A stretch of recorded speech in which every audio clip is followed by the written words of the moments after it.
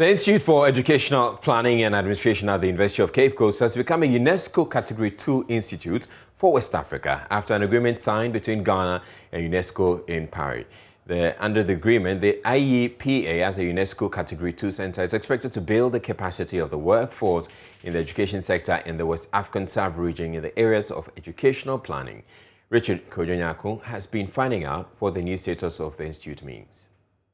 IEPA was established many years ago, mid-70s, by the government of Ghana and UNDP, and our core mandate was mainly on capacity building for the Ministry of Education. So we've done this over the decades.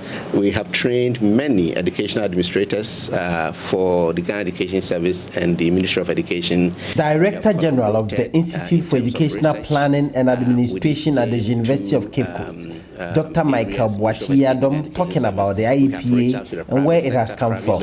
We have built capacity in almost every sector of education in Ghana. About a year ago, the General Conference of UNESCO at its meeting in Paris approved IEPA's application through the government of Ghana to become a UNESCO Category 2 Center of Excellence for West Africa. The approval meant that the Institute for Educational Planning at the University of Cape Coast has become a center of excellence in West Africa. Following the approval, the agreement to complete the process was signed at the UNESCO headquarters last week. Ghana's ambassador plenipotentiary to France and Portugal and permanent representative of Ghana to UNESCO, Anna Bosman, signed the agreement on behalf of the people of Ghana, while the Director General of UNESCO, Audrey Azule, signed the agreement on behalf of UNESCO to formally complete the process. So what does this whole UNESCO Category 2 Institute mean? As UNESCO Category 2 Center, we become part of the UNESCO network.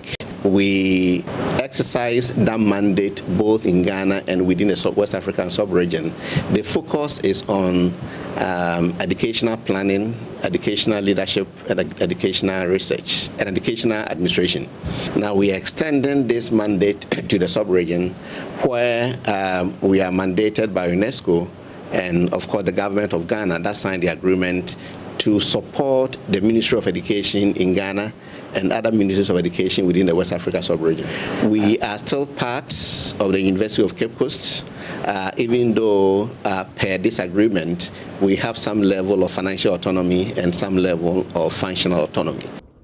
Dr. Mike Boachi-Adom speaks about some of the policies and programs that are going to be rolled out for the edification of the West African sub-region. To sum it up, the expectation is all about excellence in our delivery of research findings, in our delivery of capacity building programs, in our delivery of teaching and learning.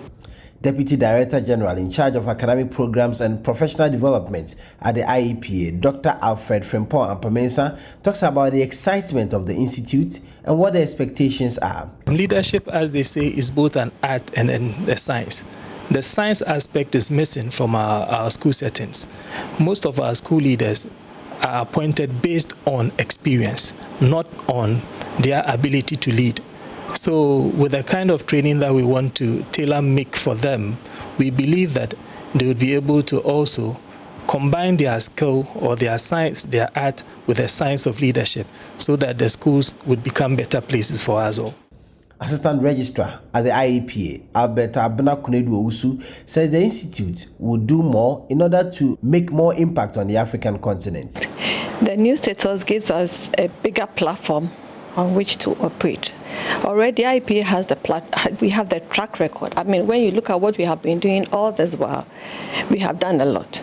And so with this new platform where we are supposed to contribute towards UNESCO's strategic objectives, I think that it gives us the platform to be able to do whatever we're doing, even on a bigger scale.